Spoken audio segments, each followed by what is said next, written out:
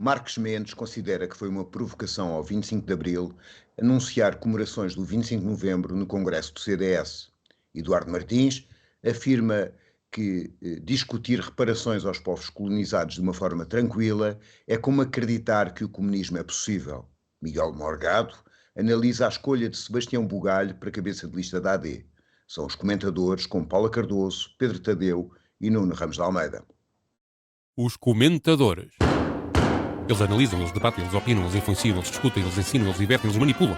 Eles viciam a República.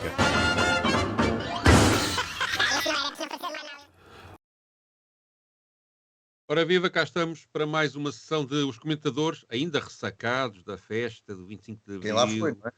muito deitados abaixo, todos, enfim, todos muito, muito murchinhos, que aquilo foi da rebimba ao malho, não é? Bom, a propósito de 25 de Abril, Marcos Mendes declarou numa entrevista no seu habitual espaço de comentário na SIC que até está de acordo se comemora o 25 de Novembro, não acha bem é que se tenha anunciado de uma forma pouco digna a iniciativa que o Governo vai tomar nesta matéria, anunciada por Nuno Melo no Congresso do CDS. Vamos ouvir. A outra novidade foi o anúncio que Nuno Melo fez hoje, de que o governo de que ele faz parte, que ele é Ministro da Defesa, vai promover no próximo ano comemorações dos 50 anos do 25 de novembro. Certo. 25 de novembro de 1975. E completam 50 anos para o ano. E que o governo vai nomear uma comissão organizadora dessas comemorações. Eu devo dizer que concordo com a ideia. Embora acho que o 25 de Abril é um momento mais importante, acho que o 25 de Novembro também foi muito importante e não se pode apagar da história. Posto isto, tenho aqui duas coisas a chamar a atenção, que acho de mau gosto. Acho de mau gosto anunciar-se num congresso partidário uma iniciativa como essa, celebrar os 50 anos do 25 de Novembro, que é um acontecimento nacional. Mesmo sendo a iniciativa política do CDS? Para mim a questão é uma decisão, ao que parece, do Governo. O problema é anunciar uma decisão desta natureza num fórum partidário. Acho mal. O 25 de novembro fez-se em grande medida para combater a partidarização nas Forças Armadas.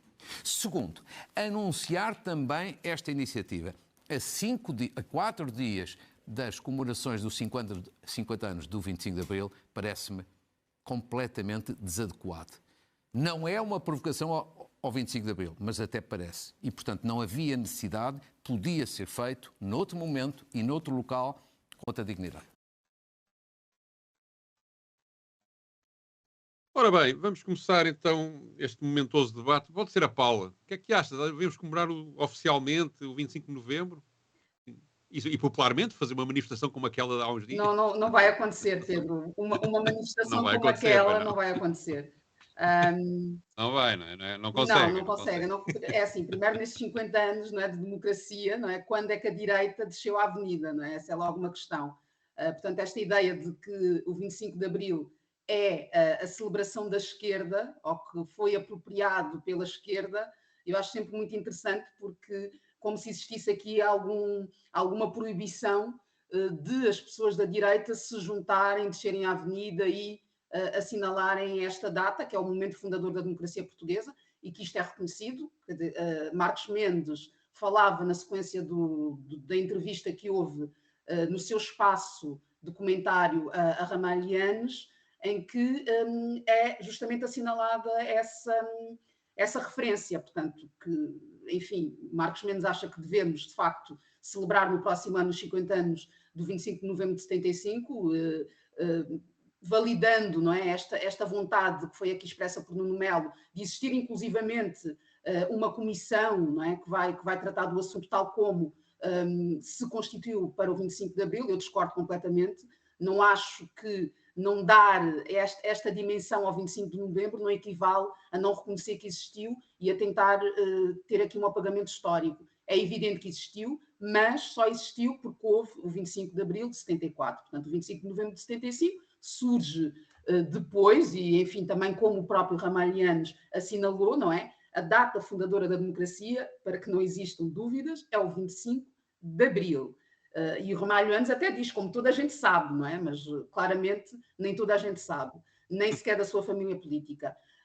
E depois o Ramalhianos também nessa entrevista, enfim, assinalou aquilo que também me parece óbvio, que houve uma perturbação, não é, a que se chamou o PREC, enfim, que é muito própria também destes processos. Diz? Perturbação, o PREC? Não, foi o que ele disse, estou a citá-lo, estou a parafrasear, que ele diz que houve uma perturbação na altura, que se chamou PREC, e que, enfim, representou ameaças e tudo mais, mas que não é legítimo, de alguma forma, trazer esta releitura dos factos com esta perspectiva, com esta visão de que, afinal, quem devolveu, ou o momento que devolveu a liberdade aos portugueses, foi o 25 de novembro. Não foi, foi o 25 de abril, e eu subscrevo, obviamente, essa leitura do que foi o 25 de abril, e acho absurda esta ideia da celebração nestes termos. Querem celebrar? Força, façam-no nas ruas e depois vamos gerar a adesão, né? que essa celebração terá. Nuno. Bom, eu acho que esta história do 25 de novembro é uma história paradigmática dos tempos em que vivemos, em que há uma reconstrução da história e uma sua alteração. Aquilo que nós verificamos é que durante 49 anos não houve nenhuma comemoração do 25 de novembro e de repente o 25 de novembro aparece como uma data extraordinária. Aquilo que de facto se está a tentar fazer, e provavelmente a Comissão de Comemoração terá membros da Ação Nacional Popular, o Partido do Regime e toda a gente de direita, o que se está a tentar fazer, no fundo, é tirar do 25 de Abril aqueles que se opuseram à ditadura fascista e meter no processo, meter dentro como fundadores da democracia, aqueles que apoiaram o regime que durou 48 anos. E, portanto, esta conversa do 25 de novembro, como a Paula diz, se eles quisessem tanto comemorar, se a data fosse tão importante, certeza que todos os 25 de novembro até agora estavam cheios de pessoas, talvez não a desfilar na Avenida Liberdade, porque lhes era pouco caro antes do 25 de Abril, mas numa outra avenida qualquer, que tivesse o nome da Bolsa, ou do Império, ou uma porcaria qualquer que eles arranjassem. Portanto, é de facto, insere-se neste combate de refazer a história e de tirar legitimidade ao processo revolucionário e à revolução que seguiu ao 25 de Abril,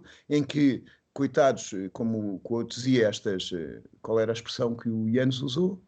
Perturbação. Essas perturbações em que os assalariados rurais queriam terra, os trabalhadores queriam salários, as pessoas queriam direitos e liberdade e usufruir delas. E já usei a palavra usufruir, que nunca me aconteceu. Estás a mudar. Pois isso com a idade não perdoa, começas a usufruir. Eu queria acrescentar uma coisa sobre não o que o Marcos Mendes disse, mas o que o Ramalhianos disse, que a dada altura ele refere que o PCP tinha muito respeito por Álva Cunhal, que até tinha uma relação próxima, mas que o PCP tinha um projeto totalitário para o país e que isso foi terminado com o 25 de novembro. Houve uma luta pelo poder, de facto, isso houve, não é evidente que não se pode esconder isso. O PS, o PPD e o CDS lutavam do lado e o PCP estava do outro, e depois ainda havia a extrema-esquerda que estava também num projeto um bocado mais próprio do que propriamente aliado com o PCP. E havia uma luta pelo poder, que a chegada a esse poder correspondesse, se o PCP tivesse ganho essa luta, correspondesse à instalação de um regime totalitário. Qual é a prova documental? Qual é o discurso? Quer dizer, onde é que isso está? Onde é que isso está? Quer dizer, essa reescrita da história, a impressão de que o PCP poderia instalar um regime totalitário vem de onde? Porque o PCP era amigo da União Soviética, só por isso? É o único elemento de prova para fundamentar isso que tem? Acho que realmente é exagerado. E depois acho estranho que Ramalhianos, que é um exemplo de retidão em muitas coisas, por exemplo, não aceitou benefícios que o facto de ter tido 2 mandatos como Presidente da República lhe podiam ter dado e recusou, inclusive, ser promovido a Marshal, etc, etc. Mas aqui parece-me que está com um puro erro de análise, porque é que aceitou então ser apoiado pelo PCP quando se recandidatou a Presidente da República? Se achava que era um partido que pretendia estabelecer em Portugal um regime totalitário. Há aqui, no mínimo, uma incoerência. E sim, acho que esta ideia do 25 de novembro ser comemorado oficialmente tem como objetivo, pura e simplesmente, de facto, reescrever não a história propriamente do 25 de Abril, é a história do PCP e da relação do PCP com o 25 de Abril. Acho que o objetivo principal até me parece que é esse. No entanto, acho que se pode... Não tenho até, sinceramente, nem tenho muito nada contra de emocional que se celebre, ou que se assinale o 25 de novembro nos seus 50 anos. De facto, é uma data importante, mas espero que depois, quando for 2 de abril de 1976, celebrado os 50 anos da Constituição Portuguesa, na qual o PCP se envolveu já depois do 25 de novembro, aliás, participou no governo até essa data, no governo provisório do Pinheiro de Azevedo, e, portanto, ajudou a construir a Constituição e a construir a democracia que hoje vivemos. É um dos autores do regime que vivemos, da sua institucionalização e da sua formatação, e parece-me que não tem nada a ver com o regime totalitário, aquilo que resultou dessa contribuição do PCP. O único partido, aliás, que não votou a favor dessa Constituição foi o CDS, o tal que quer promover as celebrações do 25 de novembro. Até o atual PSD, na altura PPD, aprovou a Constituição que tem o socialismo no seu preâmbulo, mas espero que se celebre também, que se crie uma comissão para celebrar os 50 anos da Constituição Portuguesa, já agora. Acho que ficamos assim todos devidamente assinalados e todos os contributos para a construção desta democracia devidamente registados para o futuro. Sim, Mas há uma coisa? Tinha a dizer duas coisas. Primeiro, que a história do 25 de novembro está relativamente feita e sabe-se o que é que aconteceu. E, de facto, houve um levantamento de militares que protestavam contra a mudança do comando da região militar de Lisboa, apesar de todos os avisos do PCP para que não se metessem em aventureirismo. Portanto, houve um levantamento militar sobre a mudança da região militar de Lisboa do hotel para o Vasco Lourenço.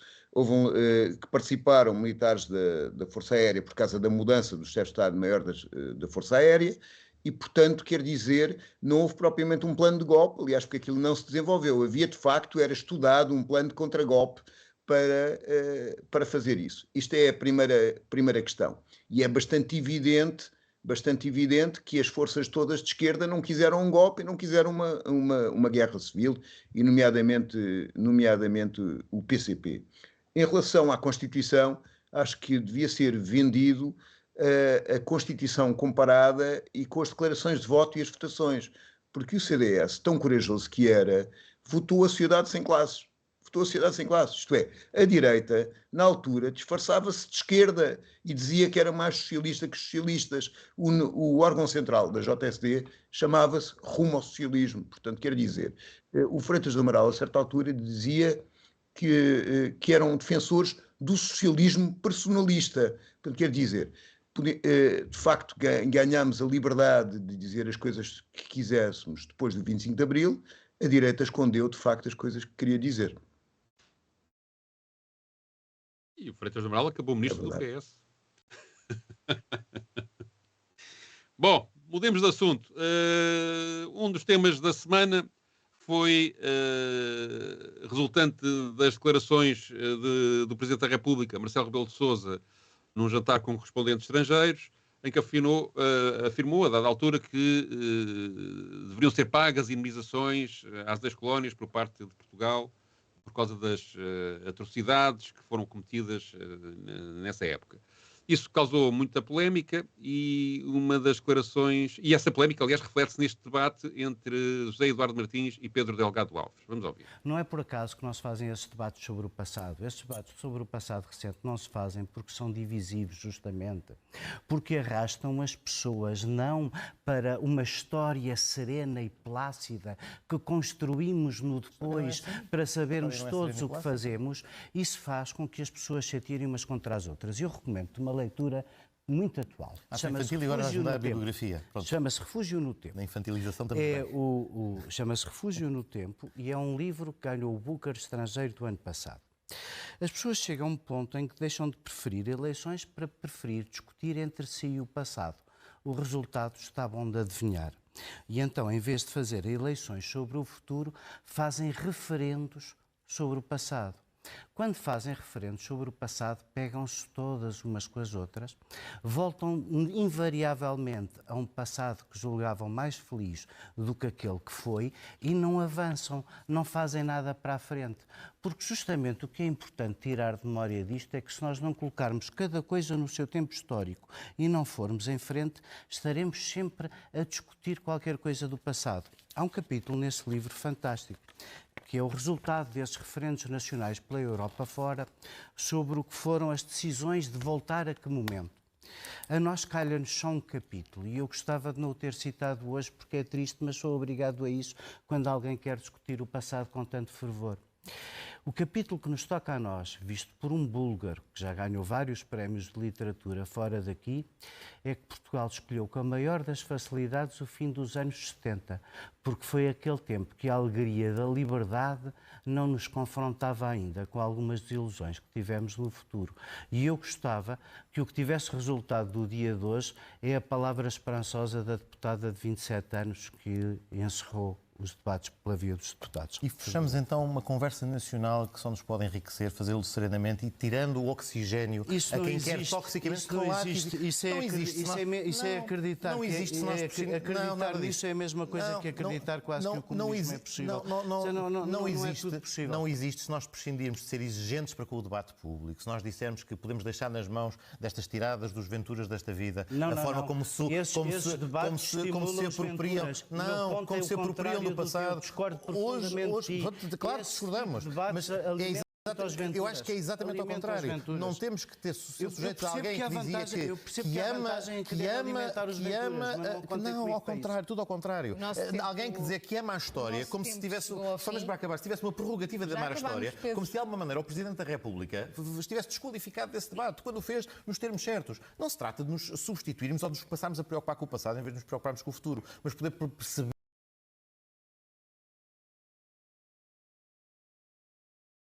poder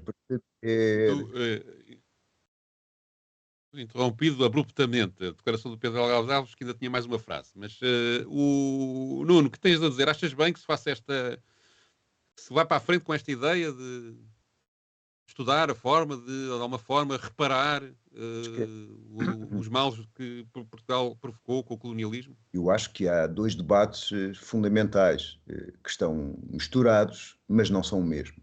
Um é o debate histórico, e é um debate histórico importante numa altura em que se pretende branquear e glorificar determinados momentos da história sem ver as suas consequências. Eu lembro que, por exemplo, no passado tivemos historiadores que foram presos, o caso do Bosco Coelho, e com livros apreendidos por falar da expansão colonial portuguesa. E hoje convivemos bastante alegremente com a ideia de descobrimentos, como se houvessem populações que só foram descobertas quando os portugueses lá chegaram. E depois este é um debate que eu acho que é importante ter a seguinte consciência, que é a história não é unificada.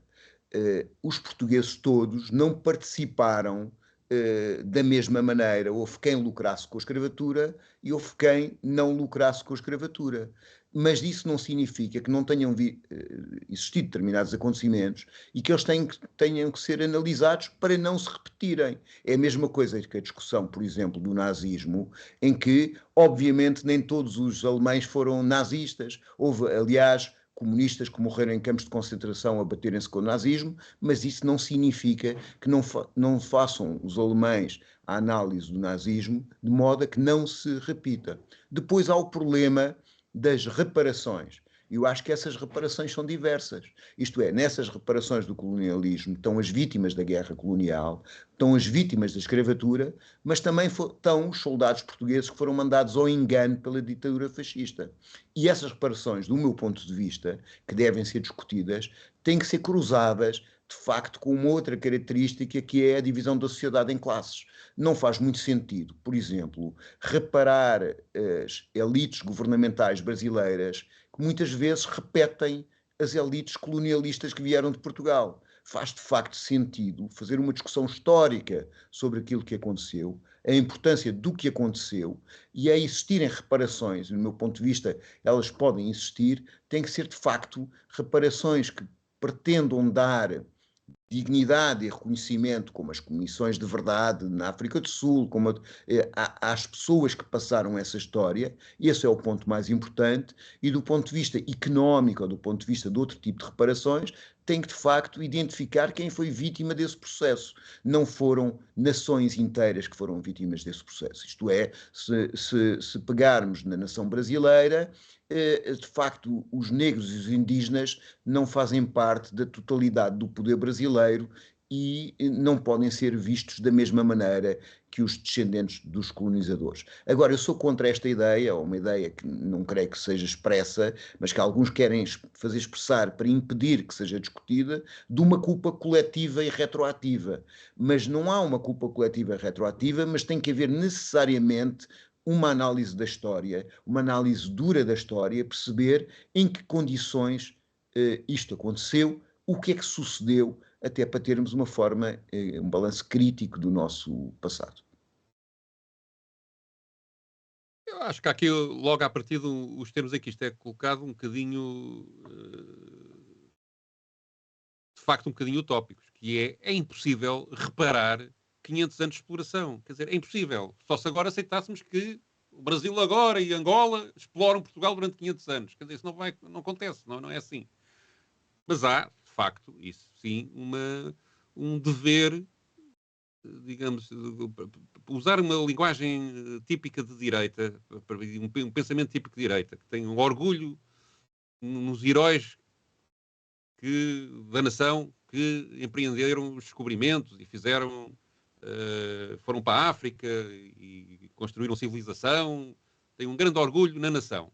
Ok, não tenho nada contra, em tese, em relação a isso. Mas também não quero esquecer as crueldades e as tarfolhices e as maldades que foram feitas, não é? E isso não me transforma num pior português por causa disso. Mas, sobretudo, acho que então, se temos tanta preocupação com a elevação moral da nação, que é de facto importante que Portugal se eleve moralmente na sua relação com o mundo, reconhecendo e assumindo os erros ou as coisas más que cometeu. Portanto, do ponto de vista do orgulho nacional, era importante para um nacionalista, suponho eu, que este tipo de análise fosse feita e não apenas a glorificar um passado mítico. E não escamotear coisas como, por exemplo, na história, habitualmente, Portugal, dizem-se, ainda se ensina isto nas escolas, Portugal foi o primeiro país a abolir a escravatura.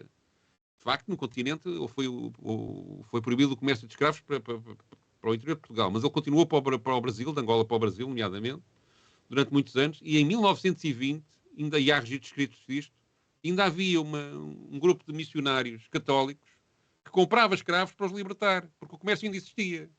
Aliás, numa coisa completamente contraproducente, porque ao mesmo tempo que faziam isso com boas intenções para libertar as pessoas, alimentavam o comércio porque pagavam para conseguir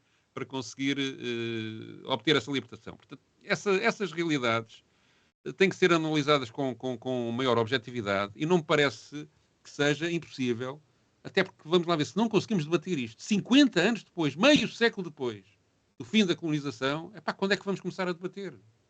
Quer dizer, temos que esperar 1000 anos, ou outros 500 anos. Depois a questão de como se monta um sistema de reparações pode ter muitas formas de o fazer, muito tipo de coisas, e até algumas provavelmente interessantes para Portugal. Quer dizer, olha, por exemplo, não impeçam, não ponham mais travões à imigração para quem quiser emigrar desses países para Portugal e deem-lhes uma vida decente quando eles cá vêm para cá trabalhar. Portugal ganha com isso e eles também. Portanto, há muita coisa que se pode fazer. É evidente que isto não é fácil, que exige um debate sério, que existe confrontação, sim senhor. Não, é evidente que não temos de ter ilusões em relação a isso, mas se calhar até valia a pena ser um tribunal internacional com não sei, estou a pôr agora uma hipótese se calhar um bocadinho absurda, mas com uma arbitragem com nenhum dos países envolvidos, assegurada por nenhum dos países envolvidos nesta questão. Enfim, é diferente discutir de facto a questão do Brasil, que já é independente há 202 anos, do que discutir aqui as ex-colónias africanas que tiveram independência depois do 25 de Abril, que, atenção, foi dada pelo 25 de Abril, depois da luta armada que eles tiveram que fazer. Morreram pessoas do lado de lá para conseguirem essa independência. Não foi uma generosidade de Portugal. Portanto, há aqui muita coisa para discutir e parece-me que é o mínimo de ciência humana que se pode ter, é tentar resolver esta questão e não simplesmente metê-la debaixo do tapete. Isto é daqueles temas, meus temas. Primeiro, enfim, o enquadramento, não é, de todas estas discussões que vem do tal encontro, não é, do Presidente da República com a imprensa estrangeira e que, enfim, a mim preocupa-me, não é, esta verborreia. Mas ele já tinha dito isto o ano passado, no discurso que fez quando o Lula cá teve. Aí disse que Portugal deve pedir desculpas. Portanto, não falou em reparações, não adicionou esta questão das reparações. Portanto, disse que devia um pedido de desculpas há um ano e que isso era o mínimo. Portanto, que isso é simbólico, que é o mais fácil de fazer até. A questão é que um ano depois esse pedido ainda não surgiu. Portanto, se é assim tão fácil, onde é que ele anda? E esse pedido, para mim, inicia justamente um processo de reparação. Porque não, na minha ótica, é impossível estarmos a falar em reparações se a nível nacional ainda não existe esse reconhecimento de que no passado se cometeram uma série de atrocidades, genocídios, enfim. E é importante que isso seja reconhecido, porque de outra forma vamos continuar a ter estas declarações que são esvaziadas depois naquele que é a discussão pública, porque o que se viu na sequência desse posicionamento do Presidente da República foi, primeiro, enfim, estamos aqui numa fase em que já ninguém liga àquilo que Marcelo Rebelo de Sousa diz, ou então, pelo contrário, ainda pior do que não ligar, é associar todos os comentários aqui a algum problema já e a alguma incapacidade para estar a assumir as funções que está a assumir. Portanto, há muita gente que fala em senilidade, inclusivamente. Portanto, isto está tudo na praça pública a partir de declarações deste tipo. Portanto, isto não ajuda nada ao debate que importa fazer, do meu ponto de vista. E basta acompanhar depois todos os comentários que se produziram sobre a questão das reparações. Aqui eu acho que é importante perceber os conceitos, porque o que me parece é que muitas das vezes a dificuldade de ter esta discussão parte justamente desse desencontro. Portanto, quando o Presidente diz é preciso pagar, eu não sei se ele está a dizer pagar, a falar em indenizações, numa questão financeira, ou se está a dizer pagar no sentido mais lato do termo. Portugal tem, de facto, de reparar. E reparar implica muita coisa.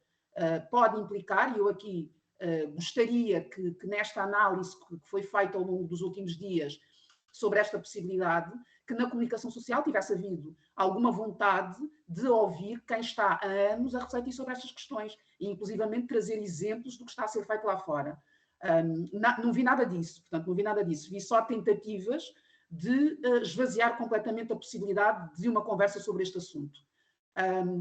Há, inclusivamente, em Portugal, do ano passado, portanto, é uma coisa muito recente, a Declaração do Porto. Portanto, é uma declaração que foi produzida e que tem justamente como título, indo bastante ao encontro daquilo que estavas a dizer, Pedro, como é que se repara tudo isto, não é? E o título da declaração é mesmo reparar o irreparável. Portanto, partindo dessa reflexão de aqui não há reparação possível a tudo o que aconteceu, mas há princípios, há pontos de partida para que consigamos, de alguma forma, corrigir desequilíbrios herdados. É esse o ponto de partida. E o ponto de partida começa justamente pelo que eu dizia, reconhecimento. Reconhecimento que deve estar na forma como se estuda a história também, que é fundamental, que se começa a retirar dos manuais esta ideia romântica, esta narrativa romântica do contacto, desta predisposição dos portugueses para se misturarem com outros povos, de que houve ali uma transação, uma série de transações. Que foram... Não é único. Na Inglaterra que teve dos impérios mais violentos de todos estes impérios coloniais, a narrativa escolar, eu tenho um sobrinho que é inglês e que estudou assim, também é a mesma coisa. Os ingleses eram umas pessoas muito bondosas, que tratavam muito bem quem lá chegou. Portanto, é uma coisa típica. São todos, porque há sempre aqui uma ideia de que essas invasões foram feitas com um bom princípio, não é? Porque no caso de Portugal queria civilizar os outros povos, não é? Portanto, tudo isto continua a estar. Cristianizar. Tudo isto continua a estar muito presente. Aliás, a estátua de Padre António Vieira, que foi inaugurada em 2017, enfim, acaba por ser um exemplo disso mesmo. Mas, enfim, eu acho que isto é um debate que importa ter, sim, que ele já começou a acontecer e que só não está de alguma forma visibilizado, porque não existe essa vontade. Volto aqui a trazer a Declaração do Porto, que acho que, enfim, que devíamos todos ler e refletir sobre os pontos que são ali trazidos. São 18 pontos, portanto, 18 possibilidades de reparação. Eu não subscrevo todas, subscrevo a declaração, mas há pontos ali que, enfim, com os quais eu não concordo, mas acho que, de facto, é importante que olhemos para o passado, comecemos por olhar para o passado, confrontemos todas essas atrocidades, sem as tais culpas, porque culpa para mim, lá está, vai ao encontro dessa missão, não é? De civilizar a partir do catolicismo, é uma coisa muito católica, e eu não concordo com essa palavra sequer. Portanto, há aqui uma responsabilidade, e é uma responsabilidade que deve ser reconhecida e que continua a não sê-lo. E o Presidente da República, nestas declarações, ao mesmo tempo que diz que Portugal deve avançar para as reparações, diz que Portugal reconhece completamente esse passado. Isso não é verdade, não é? Isso não é verdade, e o Presidente da República tem a responsabilidade de saber que isso não é verdade, tal como tinha a responsabilidade. Houve muita discussão nos últimos dias sobre se as declarações foram em on, em off, como se terem sido em off, como se isso aligeirasse de alguma forma o problemático de tudo aquilo que ele disse, não só em relação às reparações, mas também em relação, enfim, a uma série de leituras raciais sobre António Costa, mas enfim, isso seriam outros 500. Mas reparações sim, não tenho dúvidas nenhumas. Um princípio de reparação, uma das medidas que eu defendo é a questão das cotas, portanto, de acesso ao ensino superior e não só. E acho que devíamos refletir sobre isso, a começar pela recolha de dados étnico-raciais, que também, para mim, é uma medida de reparação. Deixa-me só dizer uma coisa. Há aspectos da nossa história, da história do Ocidente, que só são explicáveis por uma acumulação capitalista anterior à acumulação primitiva de capital, que foi o processo colonial. E, de facto, criaram um mundo em que há um terceiro mundo que teve monoculturas, que teve situações de exploração agudas que não se limitaram ao continente africano, no caso das guerras do ópio da China, da imposição de um poder ocidental e de um ganho de vantagem do chamado mundo ocidental em relação ao terceiro mundo. E esta situação decorre do colonialismo, decorre deste conjunto de práticas. Práticas essas que não beneficiaram, e esta é outra história, porque nós, quando falamos da história de Portugal, parece que no remetente do dinheiro e do ouro e da prata que vinham das colónias, estavam a totalidade dos portugueses. Não é real. Isto é, o processo de acumulação capitalista também se fez tornando mais pobres os pobres, de modo a que eles fossem obrigados a vender a sua força de trabalho. Portanto, um processo de reparação pode ser um processo no comércio internacional de suspensão das dívidas externas dos países que estão nesta situação. Há uma necessidade, porque de facto houve um processo económico que tornou países muito ricos à conta de povos que ficaram muito pobres. E isto é um processo de discussão histórica, primeiro, começa por esse processo, a reparação, mas também pode ser um processo de criar maior igualdade no mundo entre países e tornar os países pobres com outras condições. E que é não só uma questão de justiça, como é uma questão de sustentabilidade do próprio mundo. Portanto, é um processo muito complexo para ser discutido na base de o presidente bebeu uns copos e disse uns disparates. E depois há outra questão também aqui, entre factos históricos, acho que era importante conhecer também a questão dos contratados de Santo Tomé e Príncipe, porque aí sim é possível fazer muitas contas. Específico. E uma canção no 25 de Abril, que era Monangambé, que foi lançada em 74 pelo Rui Mingas, precisamente sobre os contratados de Angola, e era portanto, isto acontecia há 50 anos, que era grupos de pessoas que eram obrigadas a ir trabalhar para longe de sua casa, aos magotes, sem perdendo completamente a ligação às suas famílias e às suas terras, durante meses, semanas, meses e às vezes anos, e a troco de ordenados de miséria e de alimentação mais que insuficiente, e depois lá eram recambiados de volta para casa quando o trabalho acabava e deixavam-nos à sua sorte. Portanto, uma forma de exploração inaceitável. Mas atenção, que eu já agora também queria dizer uma coisa, que é, também não podemos olhar para o passado, não podemos olhar para as pessoas do século XV como se elas fossem do século XX, nem para as pessoas do século XIX como se elas fossem pessoas do século... Portanto, quando julgamos a história, acho que há acho que é preciso retirar deste debate a moralização dos indivíduos que fizeram determinadas coisas. Quer dizer, o Afonso Albuquerque, quando andou a matar pessoas no Oriente, achava que ia chegar ao céu, que estava a conquistar um lugar no céu. Portanto, isto distorce. Não podemos olhar para eles da mesma forma que... Agora, temos o direito de ajuizar no nosso tempo, no século XXI, o que se passou no passado e, de facto, tentar reparar o que esse passado provocou. Agora, estar a condenar indivíduos, o padre António Vieira, por exemplo, foi que tu citaste há bocadinho, também glorificá-los, se calhar também é um erro, mas estar a julgá-los, sendo que o padre António Vieira até lutou para que era contra a escravatura. Mas, isso aí, enfim. Mas, independentemente disso, estar a julgá-los com os nossos valores atuais parece-me mal. E já agora queria ainda dizer outra coisa lateral a isto, que não comentámos, que é a frase do José Eduardo Martins, dizer que acreditar que é possível reparar os povos colonizados, ou fazer esta discussão hoje em dia, é como acreditar que o comunismo é possível. Olha que é mesmo isso. É que é mesmo isso. Porque acreditar que o comunismo é possível é acreditar que é possível construir uma sociedade em que um dia o homem não é explorado por outro homem. E se José Eduardo Martins se conforma em que isso é uma inevitabilidade, problema dele. Eu não me conformo. Acho que tem que ser possível. Dê lá para onde der. Pode-se dura o tempo. Só é possível reparar plenamente as injustiças da história com o comunismo. É isso. Mas isso é o que nós pensamos. Não é? Um sorriso. Mas eu acho que ele acertou na mousse. Vamos então a outro assunto mais ligeiro. A chegada de Sebastião Bugalho, a cabeça de lista da AD pelo Parlamento Europeu. É mais ligeiro. Luís Montenegro tentou aqui um golpe. O Bugalho é mais levezinho. Um golpe mediático. E a verdade é que ninguém, desde que o nome dele foi anunciado, desde que o nome de Sebastião Bugalho foi anunciado, mais ninguém quer saber de Marta Temido, nem de João Coutinho Figueiredo, nem do Tanger Correia, que apesar de tudo o Ventura também já apresentou. E do Tiago Moreira de Sá. Tiago Moreira de Sá, que era um militante do PSD de sempre, que esteve ao lado de Rui Rio, daquele grupo todo do Rui Rio, que imagino-se quando eu dizia que a estratégia do PSD, que o Rui Rio queria afirmar, dizer que era um partido de centro-esquerda, e eu dizia, não, tem que ser um partido alternativo, ou outro partido de centro-esquerda que já existe, que é o Partido Socialista, como foi assim sempre com o Sá Carneiro, Cavaco Silva, Passos Coelho, era o grupo do Rui Rio que dizia que eu era um radical.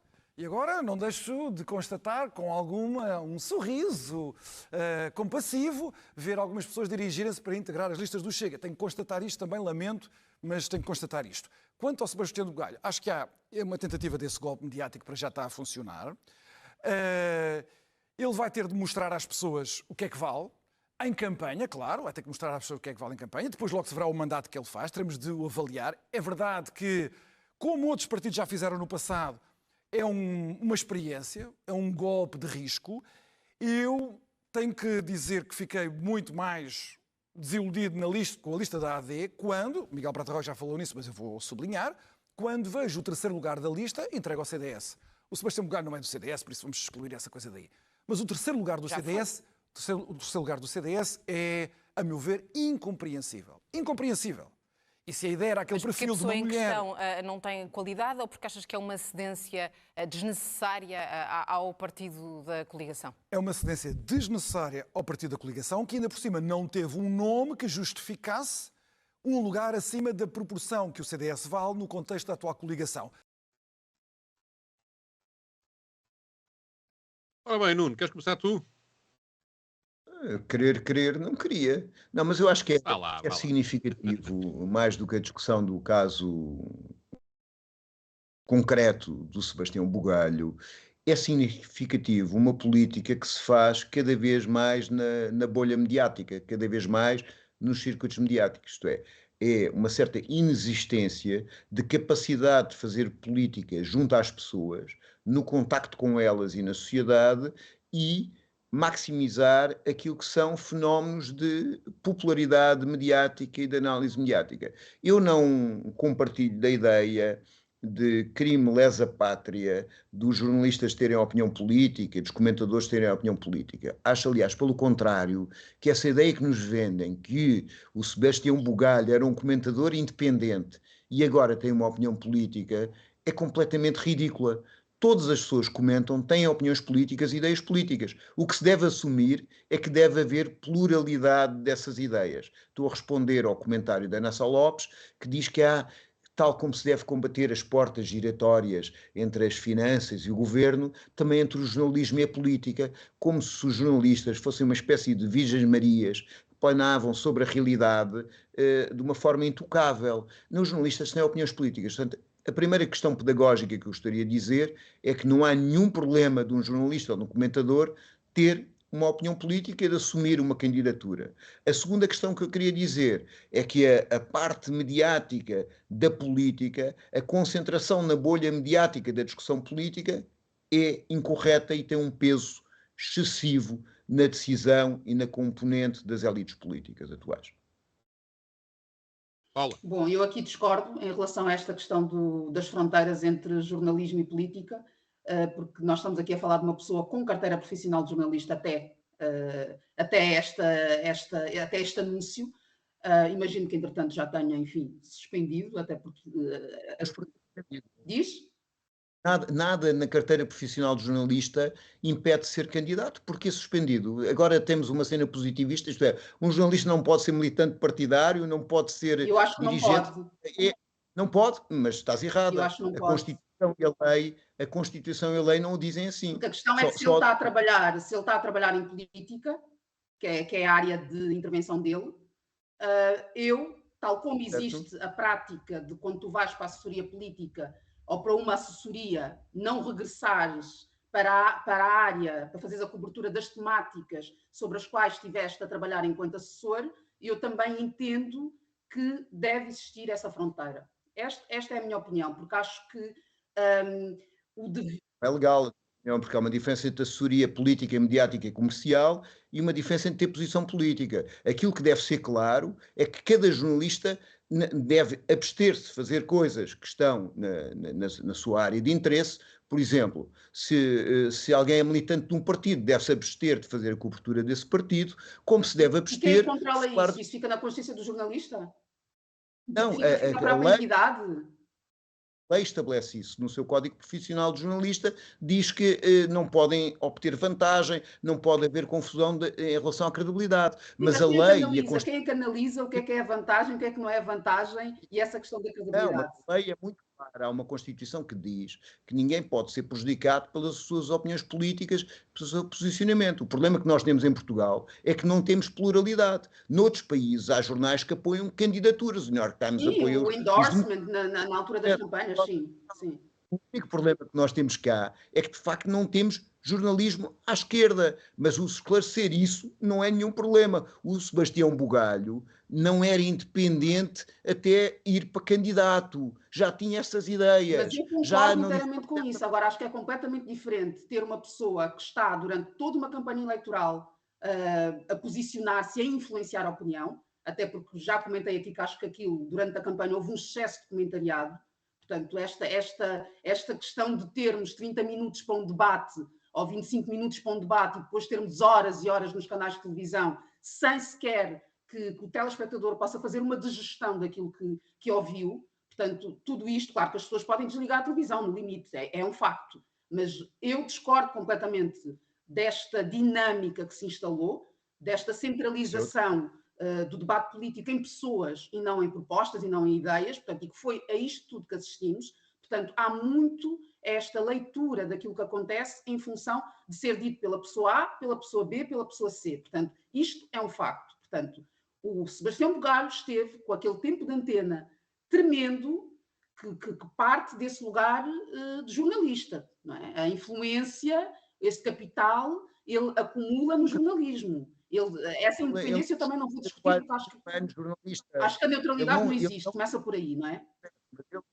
Ele não é, sobretudo, conhecido para jornalista. Ele pode ter carteira profissional, não é mas ele fez muito tempo. Não é tu tens o Marcos Mendes, tens o Paulo Portas, que têm um lugar central no comentariado e não são jornalistas. O problema é que tu tens, dado como opinião equidistante, pessoas que não revelas que são de direita e que têm laço à direita. O problema aqui é a ausência de pluralidade, não é existência de opinião. Nós temos um aparelho para mim não é a questão da existência de opinião. Para mim é existir aqui uma fronteira que para mim devia existir entre alguém que está a fazer campanha, que está a fazer a cobertura da campanha política nos termos em que o jornalista Sebastião Bugalho fez, e não vou... Mas ele não estava como jornalista, ele não fez cobertura como jornalista, a campanha política. Ele nunca fez como jornalista, ele fez como comentador. É uma pessoa que tem carteira profissional e está na televisão a comentar, não é um político, não é um candidato, não é?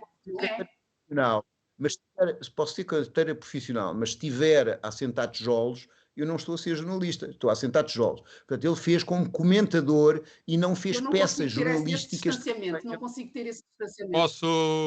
Posso intervir e acalmar um bocadinho os ânimos? E só para terminar, acho terrível que tendo ele estado depois, enfim, em toda esta performance, para mim foi tudo muito performático, portanto eu não acredito, lamento, que não existisse nenhum entendimento prévio, pronto, eu sou a pessoa das teorias da conspiração que for, e parece-me preocupante de facto que seja possível que isto aconteça nestes termos, que cerca de mês e meio depois, esta pessoa que esteve a fazer o comentário que esteve a fazer como jornalista, mais uma vez eu não consigo não ver isto nestes termos, que depois apareça como cabeça de lista de um partido político que esteve a defender durante... Paulo, gostava de dizer também agora 2 ou 3 coisinhas. O Sebastião Bugalho assumiu-se sempre como uma pessoa de direita nos comentários que fez, portanto, desse ponto de vista não parece que haja uma grande surpresa por ele aparecer como candidato por um partido desta área, do centro-direita ou da direita. Não é? Portanto, não creio que... Acho que sim. Há aqui acho que... PS, acho que não.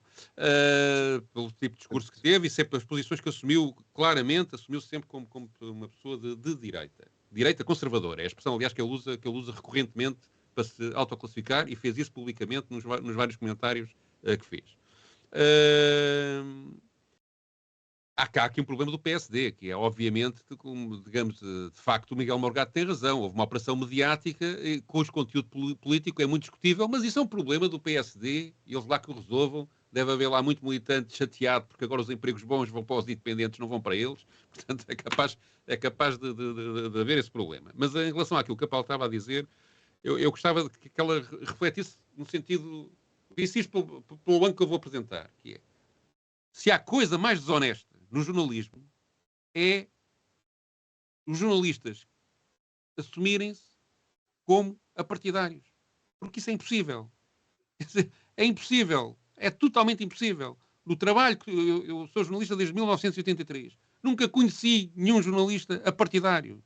Nunca conheci um jornalista que não tivesse uma agenda política própria. Nunca conheci um jornalista... Isso não tem nada a ver com a sua independência ou com a sua tentativa de chegar a uma isenção o mais próximo possível de uma isenção. Uma coisa é ser leal e ser honesto com as pessoas. Outra coisa é querer regulamentar e exigir que as pessoas não façam parte de partidos. E eu toda a minha vida lutei contra isso, até porque eu sou membro de um partido e considero-me um bom jornalista.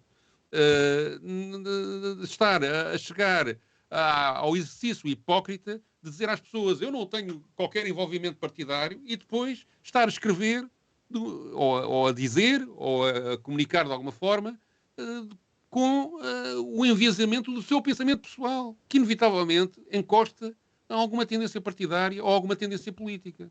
Portanto, não precisa ser militante, não é isso. Não é? Mas eu não discordo nada disso. Portanto, eu não discordo nada disso. E, portanto, não me parece que, do ponto de vista ético, o Sebastião Bugalho tenha infringido qualquer problema. Não vejo aí nenhum problema. Isto não me faltava agora estar a defender o Sebastião Bugalho, mas quer dizer, não vejo nenhum problema naquilo que ele fez. Vejo, de facto, é um problema do lado do PSD.